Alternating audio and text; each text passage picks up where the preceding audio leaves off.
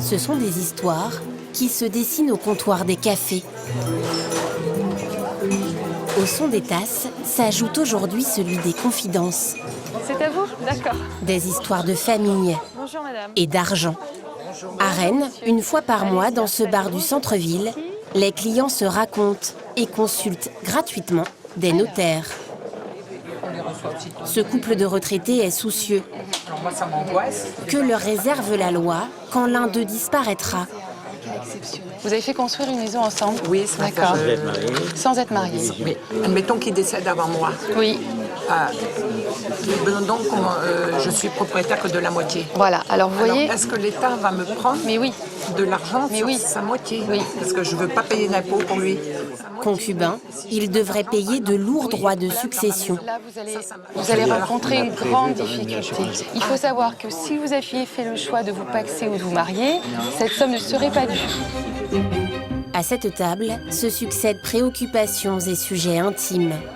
Nous sommes 3 enfants. Nos parents nous ont fait une donation partage.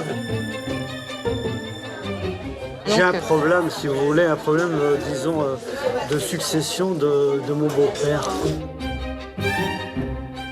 Ma fille est très difficile.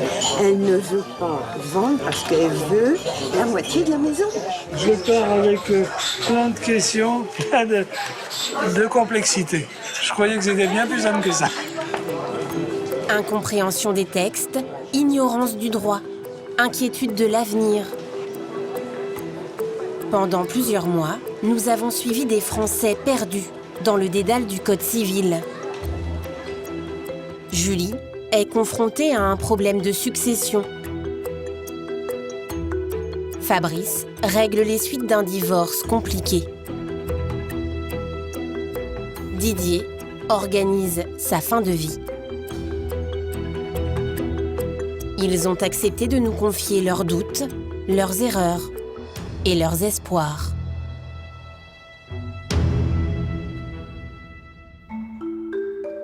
Je m'appelle Julie, j'ai 27 ans. Ma fille Célina a 3 ans. Mon oncle est décédé il y a quelques semaines. Par testament, il a désigné ma fille comme héritière. J'avoue que j'ai aucune idée de ce qui m'attend. J'y connais absolument rien. L'histoire d'une jeune femme confrontée à un problème d'héritage. Julie a grandi à Gréasque, petite ville de Provence, connue pour ses anciennes mines de charbon.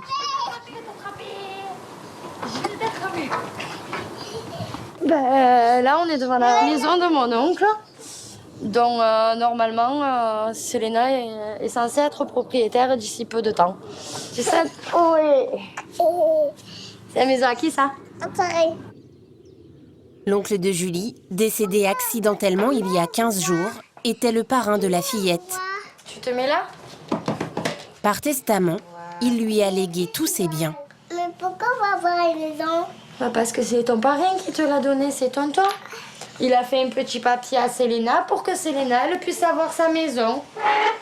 C'est une preuve d'amour qu'il m'a faite, qu'il a faite à ma fille, dans lequel où il nous dit que pendant toute sa vie, ce qu'il a mis de côté, il nous le lègue.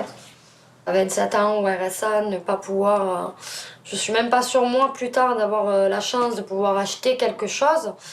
Donc de me dire que ma fille est propriétaire à bientôt 3 ans d'une maison avec un garage, c'est un grand bonheur. En mettant un peu de l'ordre dans ses effets personnels, on est tombé sur le testament. J'institue pour mon légataire général et universel, mademoiselle Célina. Sa fille étant mineure, Julie doit gérer la succession. Elle n'a aucune idée de ce qui l'attend. Le légataire doit demander une délivrance au héritier. Qu'est-ce que c'est que ce truc? En fait, j'ai pas compris un traître mot de ce qu'il y avait écrit sur l'écran. Et au plus je lis, au plus je suis perdue. Elle espère y voir plus clair en se rendant chez le notaire. Sa grand-mère, encore bouleversée par la disparition de son fils, l'accompagne pour l'ouverture de la succession. Si vous voulez me suivre. Julie, qui envisage de louer la maison pour assurer un avenir à sa fille, Vas-y, je vous en prie. Merci. va rapidement déchanter. Alors, il faut savoir que votre fille est ce qu'on appelle une petite nièce. Alors, au niveau fiscal, elle est taxée au taux de 55%. C'est-à-dire qu'en quelque sorte, le premier héritier de cette succession, ça n'est pas votre fille, c'est l'État. Pourquoi 55% en fait? Le principe de l'impôt français, c'est que plus on est proche, moins on paye. Et plus la personne est éloignée du défunt, plus elle est taxée. Les enfants qui héritent de leurs parents bénéficient d'un abattement fiscal de 100 000 €. Sur le reste du montant de l'héritage, les droits de succession s'élèvent en moyenne à 20%. Pour les frères et sœurs, le taux varie entre 35 et 45%. La famille plus éloignée est taxée à 55%. En plus de remplir les caisses de l'État, l'objectif des droits de succession est de permettre une redistribution des richesses. Ce que je vous propose, en fait, c'est qu'on fasse un petit inventaire du patrimoine qui appartenait à votre oncle. Alors là... Devant Julie, Maître Soudet se livre à un rapide calcul. On arrive à un total à peu près, donc à la louche, de 235 000 €. Ça veut dire qu'il nous faut prévoir à peu près 130 000 € d'impôts à verser à l'État. Je ne m'attendais pas à une somme aussi conséquente quand même. C'est un peu plus de la moitié de tout ce que mon oncle a bâti de ses propres mains, quoi. Et je trouve pas ça normal du tout. Cette somme-là, c'est quasiment impossible à avoir. Elle n'a rien à elle. Donc à mon avis, il va falloir vendre la maison pour pouvoir payer l'impôt. J'ai l'impression qu'il y a tout qui s'effondre autour de moi. Quand j'ai vu le testament, je me suis dit, bon, je vais passer au notaire, j'hérite de la maison et puis ça s'arrête là. Ben non, c'est pas aussi simple que ça, malheureusement. Le notaire a une dernière annonce à lui faire. Donc ce que je lui demande, il faudra qu'on essaye de payer cet impôt dans les 6 mois du décès. À défaut, si on est en retard par rapport à ce délai de 6 mois, il y aura un intérêt de retard qui sera dû à l'État. Le compteur tourne. Plus tôt on aura mis le bien en vente, mieux ce sera.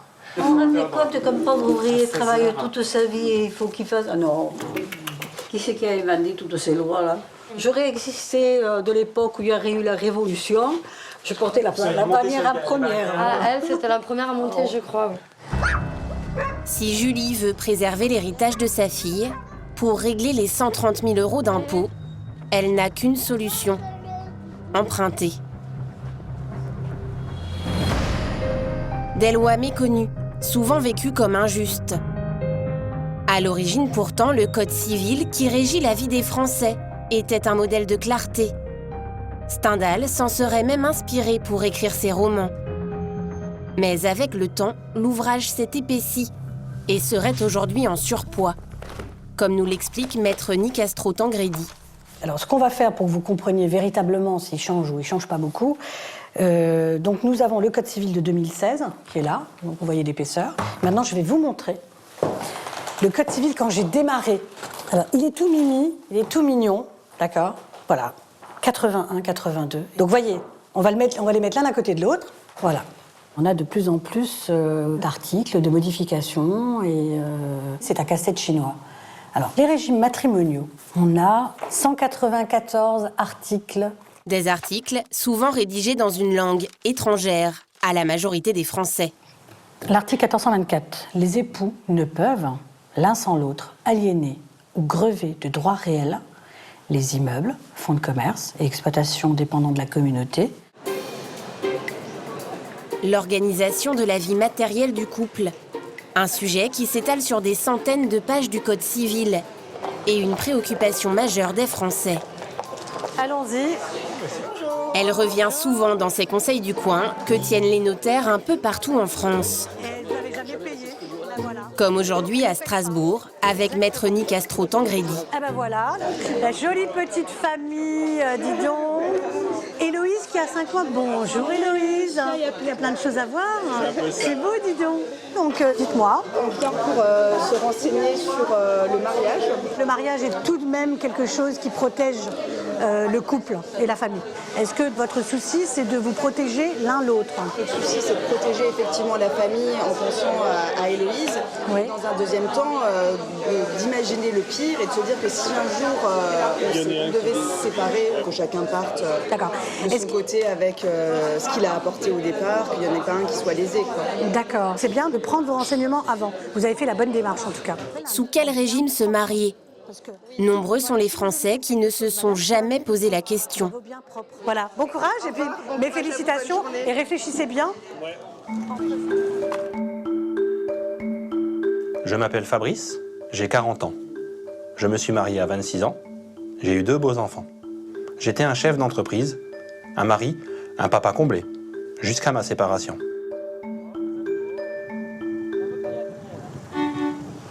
T'as du monde devant après, hein? C'est l'histoire d'une famille recomposée. Ah bon, on va monter, on fait le tour du lac, hein. Fabrice, le père.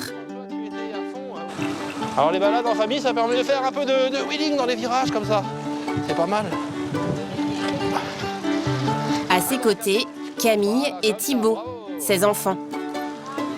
Et Aurélie, 27 ans, sa nouvelle compagne. Et moi, je suis en galère. Fabrice, moi, je fais de la choucroute. Moi, j'ai un problème de vitesse, là. À l'image de cette balade, le couple ne vit pas au même rythme.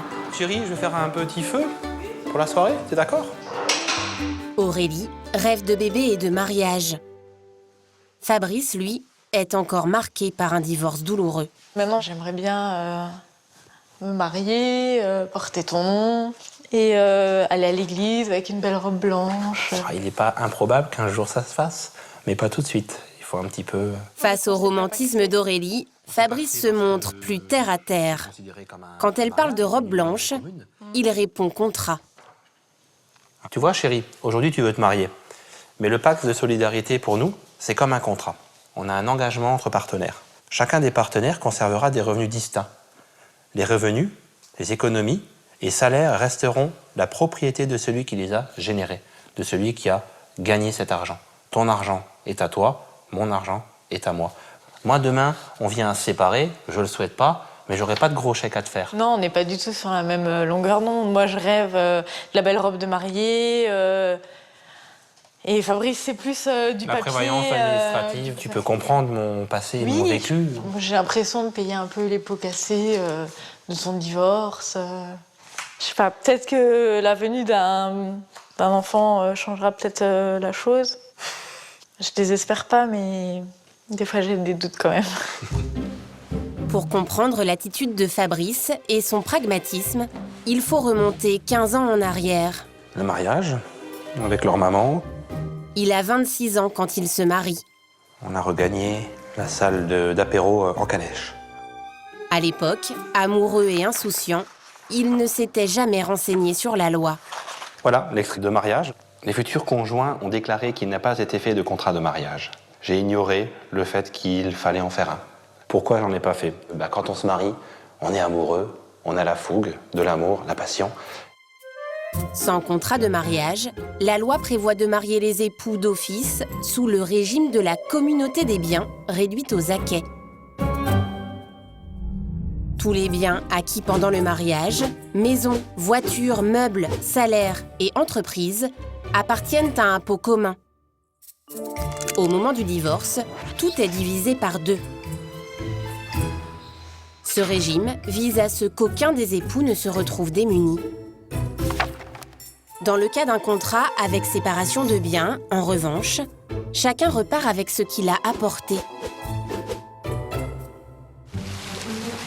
Comme il était marié sous le régime de la communauté des biens réduite aux acquêts, Fabrice doit tout partager avec son ex-femme, y compris son entreprise, un magasin de pompes funèbres. C'est du satin, il faut que ce soit sympa, joli. On va encore ajouter l'oreiller. Voilà, pour que la personne repose en paix, va-t-on dire. Une société dans laquelle il s'est beaucoup investi. Je suis parti de pratiquement rien pour arriver aujourd'hui à 8 salariés. C'est énormément de travail. Des semaines de 60-70 heures environ. Fabrice a du mal à l'accepter. La loi l'oblige à verser à sa femme plusieurs dizaines de milliers d'euros. Je me sens lésé, je dirais oui, par le fait d'avoir déjà travaillé. voilà, d'avoir donné beaucoup de sa personne, beaucoup de soi. On se sent un petit peu lésé de ce côté-là. En ayant gagné plus d'argent, je dois indemniser mon ex-femme. 89% des Français sont mariés sous le régime de la communauté des biens réduite aux acquets. Fabrice a prochainement rendez-vous chez le notaire pour mettre un point final à son divorce. Au Conseil du coin, les notaires en sont témoins. Pour 80% des Français, l'inquiétude principale est aujourd'hui le financement et l'organisation de leur vieillesse. Je m'appelle Didier, je suis à la retraite, mais en tant qu'artiste peintre, je crois qu'on n'est jamais à la retraite. Mon gros souci, c'est que depuis plus de 20 ans, j'ai une maladie qui complique énormément ma vie. Et ma grosse angoisse, c'est la dépendance. L'histoire d'un homme qui anticipe son déclin sans tabou. Didier a 66 ans. À chacun de ses déplacements, il s'en remet à une amie fidèle. Ça fait plusieurs années que j'ai la canne et j'ai longtemps triché avec le parapluie, avec un petit embout. Et puis à un moment, on assume. Puis en plus, elle est quand même très jolie, cette canne. Une jolie canne assortie aux chaussures et lunettes rouges. Ce retraité ne s'autorise aucune faute de goût. Et s'il ne court plus les expositions, son emploi du temps n'en est pas moins chargé.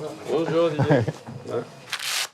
Chaque semaine, Didier se rend chez son kiné. Comment ça s'est passé? Il souffre de spondylarthrite ankylosante. Ses articulations se raidissent peu à peu. J'ai l'impression de devenir un fossile, quoi.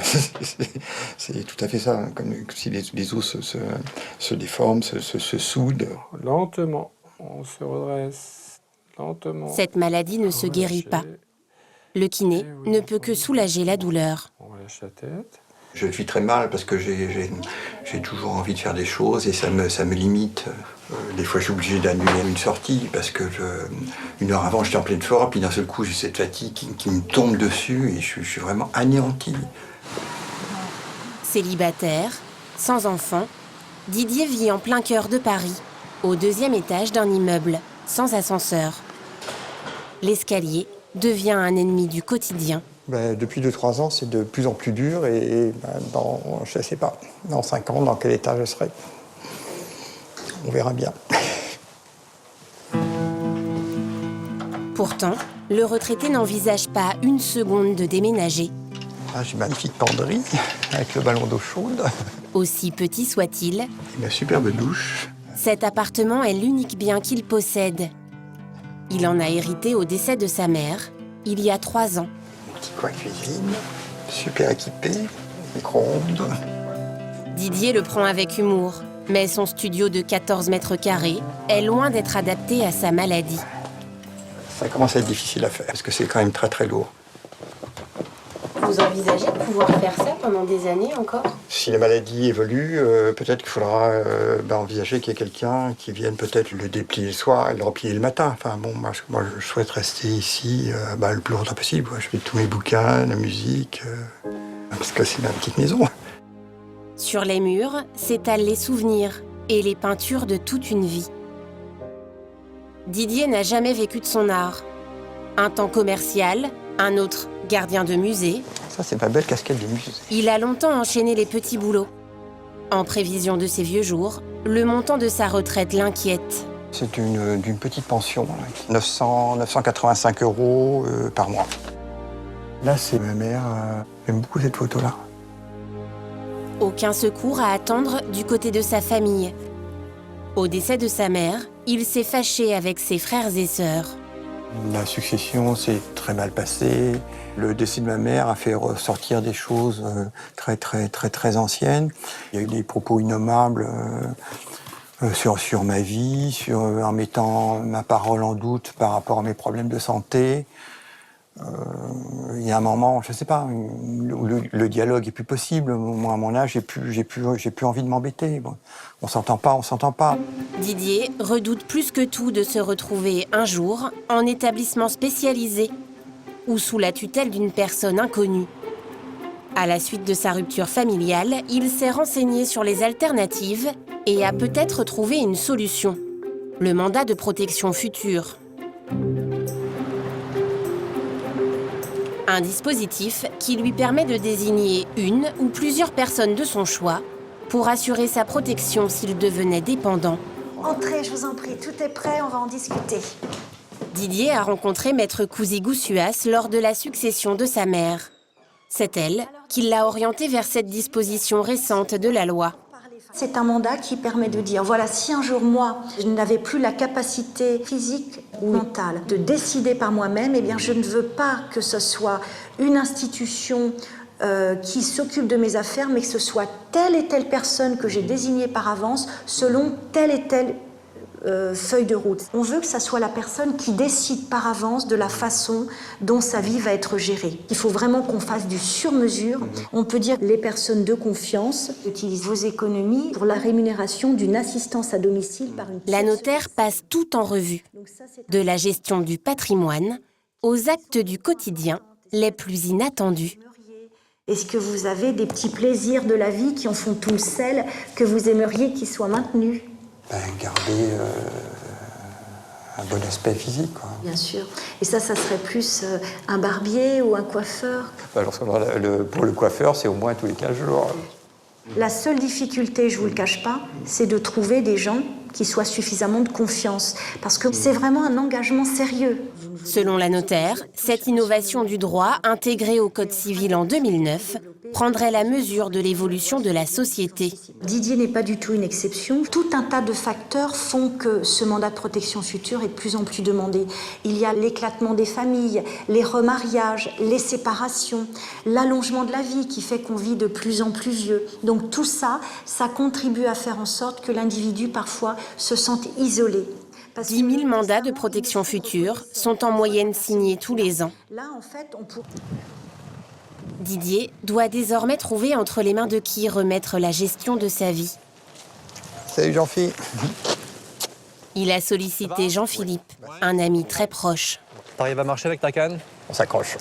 Les deux hommes se connaissent depuis 15 ans. Et donc tu souhaiterais que je t'aide en quoi alors en fait dans l'idée? C'est que je fasse écran par rapport à ta famille, c'est ça quelque part? Pour Jean-Philippe, c'est une lourde responsabilité. Qu'est-ce que tu attends de moi vraiment, enfin, sur le fond, quoi, tu vois bon, une présence rassurante, certainement, bien sûr. Parce que c'est moi qui m'occuperai de toi et quelque part, bon, ça te soulagera d'un poids et ça te permettra de te concentrer sur autre chose. Mais est-ce qu'il y a quelque chose de précis que tu attends en plus? La discussion bascule vers un sujet sensible. C'est rester chez moi, c'est chez moi. Et puis bon, et s'il y a un moment, si la douleur, les choses devenaient insupportables, c'est bon, essayer de négocier quoi, avec les médecins. Trouver des solutions. De ne pas s'acharner. Est-ce que tu as envisagé le suicide? Est-ce que c'est quelque chose qui te... Parlons-en franchement. C'est-à-dire, oui, non, mais moi j'ai peur d'une déchéance. Moi j'ai vu, moi, j'ai vu ma mère qui était une femme très coquette. Et les 3 dernières années, même si elle n'a pas toujours été sympa, elle ne méritait pas ça. Je veux partir dans une certaine dignité. Tu me demandes pas une chose très facile, Didier? Non. Mais c'est une marque de confiance. Ouais, mais bon... On envisage clairement ta fin de vie, avec la maladie qui évolue. C'est-à-dire qu'en fait, c'est quelque part, je remplace ta famille. C'est ça?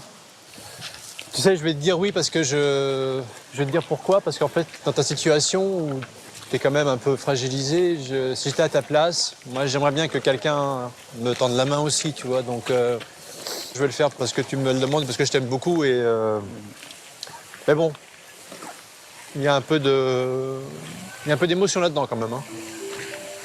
Reste à acter noir sur blanc cet engagement pour l'instant verbal. Cette belle journée d'octobre. Nous retrouvons Julie, mère célibataire, dont la fille vient d'hériter d'une maison.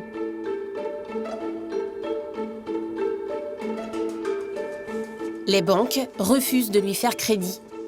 Elle se rend à l'évidence. Ce matin, elle rencontre un agent immobilier. La maison de mon oncle qu'on doit faire estimer pour une succession. Oui.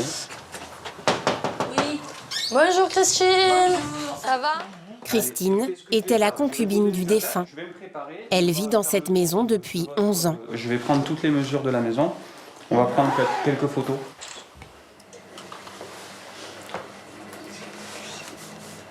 Si je regarde ce qui s'est vendu dans le quartier, votre maison se vendra environ 160 000 € net vendeur pour vous. La fille de Julie devrait récupérer 70 000 €, mais les souvenirs n'ont pas de prix. C'est là qu'on faisait les anniversaires, c'est là qu'on faisait les Noëls. Donc là, c'est un peu compliqué, là. C'est 20 ans de ma vie qui partent en fumée, là, quasiment. Une situation de détresse à laquelle l'agent immobilier est de plus en plus souvent confronté. Aujourd'hui, il y a environ 8 personnes sur 10 qui vendent dans le cadre d'une succession par nécessité. Les revenus ne sont pas assez élevés pour que les gens puissent faire des prêts pour payer l'impôt dans le cadre d'une succession. Mais on est dans la vente de la maison ne réglera pas tous les problèmes. en termes de budget quelques centaines d'euros. Christine vivait en concubinage avec l'oncle de Julie.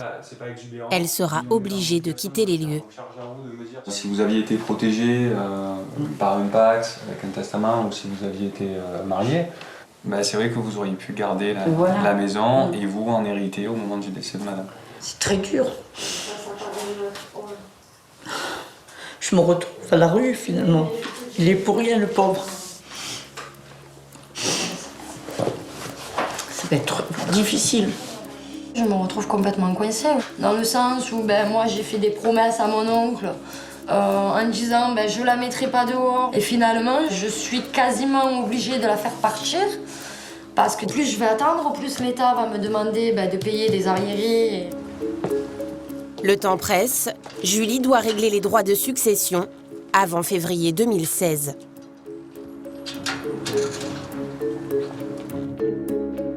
Fabrice, le père divorcé, arrive au terme de ses épreuves. Comment vous vous sentez aujourd'hui? Un petit peu tendu tout de même. Pourquoi? Ça va être le grand jour après un petit combat de 3 ans. Il se rend chez le notaire pour conclure le partage financier de son divorce. Nous ne pouvons pas assister à la signature. 1 heure plus tard, il ressort, soulagé. On vous y reprendra plus? Ah non. Ah non, même si je me remarie un jour, on ne m'y prendra plus comme ça, non. Le chèque est fait, le partage est signé, une nouvelle vie va commencer. Une page se tourne, une autre s'écrit. Il faut la serrer l'herbe. Tu prends n'importe quelle herbe, tu la serres entre les 2 os là, du pouce. Ce dimanche, pour la famille recomposée, l'heure est au projet. J'aimerais bien avoir un enfant avec Fabrice et pouvoir agrandir la famille et profiter encore de plein de belles choses. Oui, j'aimerais bien être grand frère, ou avoir un petit frère ou une petite sœur. Lui apprendre plein de choses. Bon, d'abord lui changer les couches.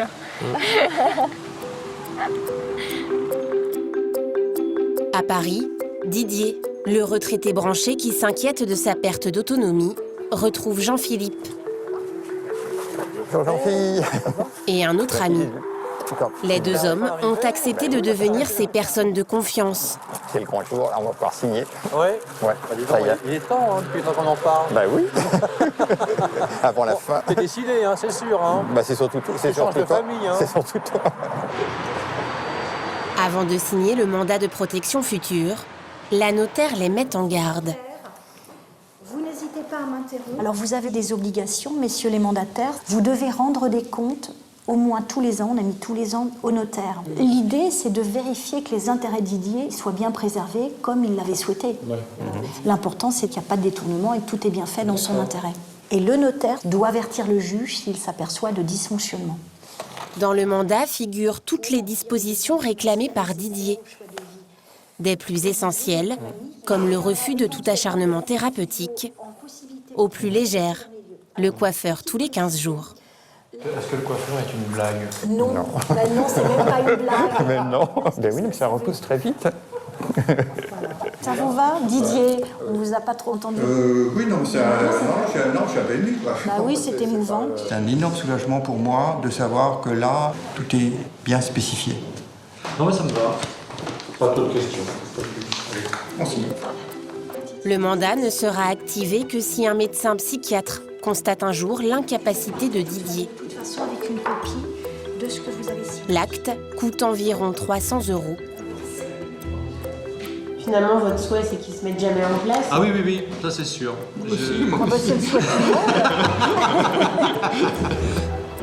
Didier affronte désormais l'avenir avec plus de sérénité. Même si la maladie évolue, il sait qu'il sera entouré et que ses volontés seront respectées.